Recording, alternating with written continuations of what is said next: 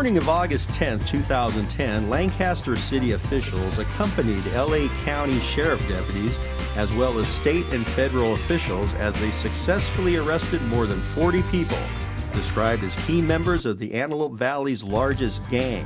This gang, known as the Pasadena-Denver Lane Bloods, had in recent years branched out into the Antelope Valley, reportedly supporting its activities by selling crack cocaine. The day's activities began with a briefing for the nearly 500 interagency officers gathered for the huge operation. Lancaster Mayor R. Rex Parris was the first to speak to the gathering. Welcome to Lancaster. For all of you that are not from here, this is it's an amazing thing you're doing today. It's truly amazing. You got so many agencies working together, and anytime you want to come in Lancaster and do this, you're more than welcome. We'd be happy to buy you breakfast. I think I'm thanking at least 50 to maybe even 60% people that I thanked last year in June when this many people were up here at the same place for that Lancaster operation. But I am here to thank you, as the mayor of Lancaster just did. Immediately following the briefing, the officers rolled out to their respective locations throughout the Antelope Valley. Mayor Parris put on his protective gear so he could personally accompany one of the teams to a location near downtown Lancaster. Council member Marvin Christ was also on hand. Well, certainly the level of professionalism, it's like a science the way these guys take this house down. You know, these people were arrested, what, in 120 seconds tops? You know, the message is pretty clear, if they haven't got it yet, that in Lancaster, it's not a great place to be gangbanging because we have every intention of putting you in prison.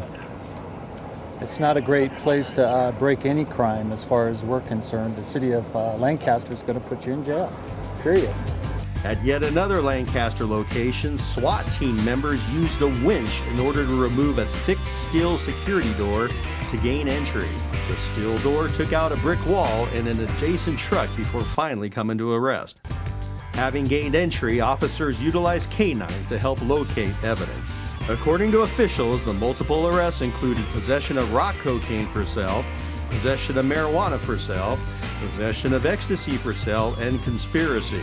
The operation was concluded with a press conference attended by local and regional members of the media.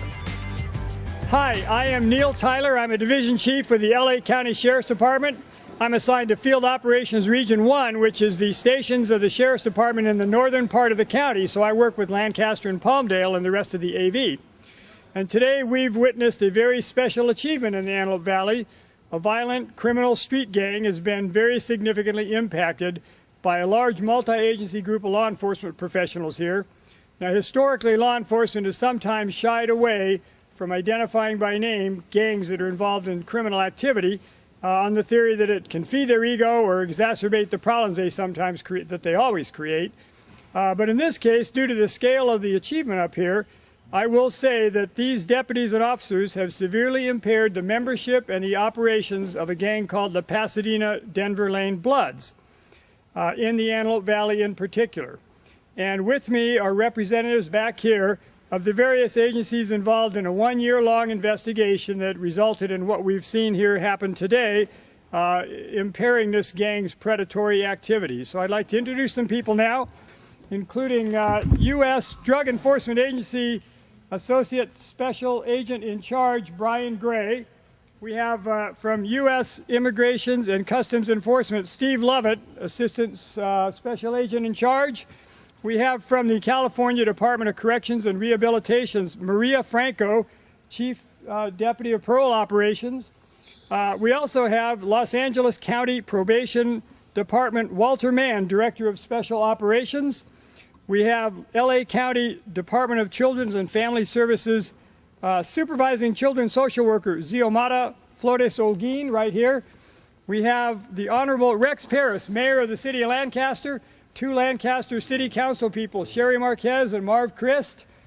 And I'm going to invite in a minute a very key guy here, the ramrod of this operation from the Sheriff's Department, Lieutenant Eric Rubel, in the green nylon jacket here to help discuss what happened here from the Sheriff's Department's Operations Safe Streets Bureau, which is the bureau that deals with gang activity. And I'd be remiss if I didn't mention two people who are not actually with us up here today, but who were vital to this effort, and they're from the United States Attorney's Office, two Assistant U.S. Attorneys, named Terrence Mann and Ariel Newman. This morning, 32 search warrants were served, and there were probation and parole searches conducted at 49 additional locations in both Antelope Valley cities. This effort resulted in quite a few arrests, and I'm just going to turn to Eric and ask him how many arrests? A total of 43 arrests just this morning, in addition to previous arrests that were this year-long investigation produced. Most of these arrests resulted from federal grand jury indictments, and we're covering up a board that I think you filmed earlier with some suspects' pictures that were involved, the subjects of federal grand jury indictments, many of whom were arrested this morning, 5 of whom were arrested earlier.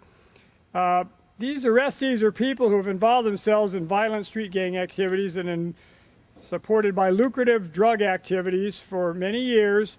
And in particular, this gang has recently found itself in the Antelope Valley. Many of them have migrated from the original place they obviously started, which is Pasadena.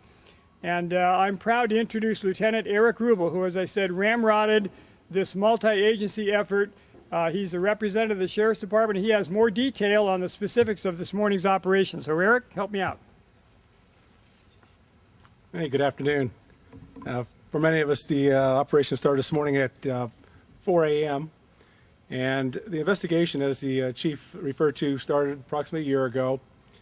This particular gang has migrated up to the Antelope Valley over the past many years, increasing their membership and their recruiting, and also conforming to where they're trying to control drug trade in different parts of the Antelope Valley.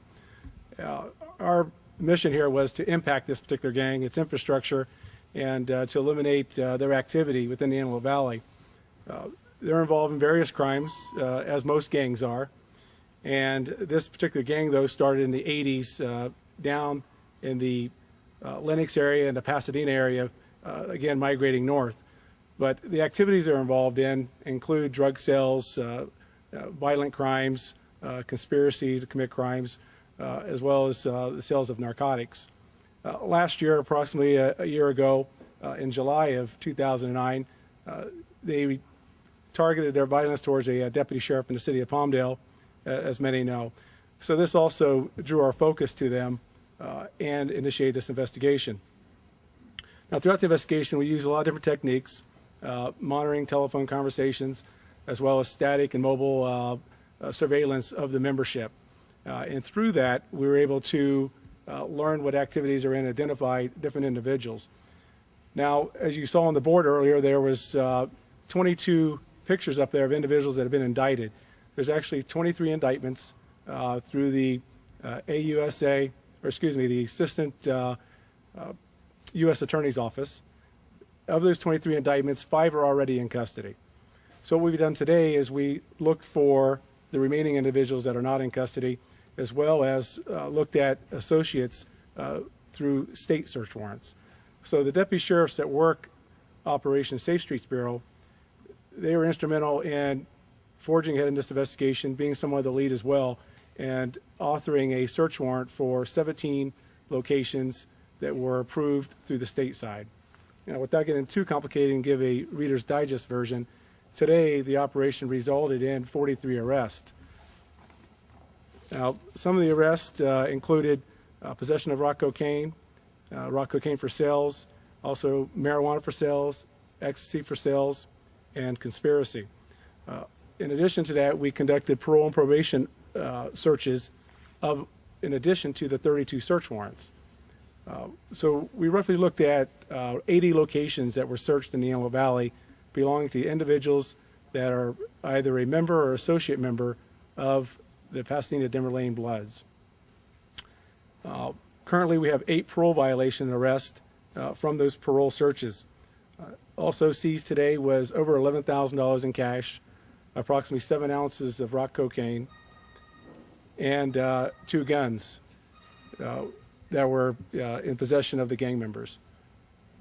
During the investigation itself, going back throughout the year, we made 38 arrests of the membership during the investigation. And during that time, several pounds of rock cocaine was seized, as well as a pound of powder cocaine. In addition to that, we seized marijuana and ecstasy during that year-long investigation.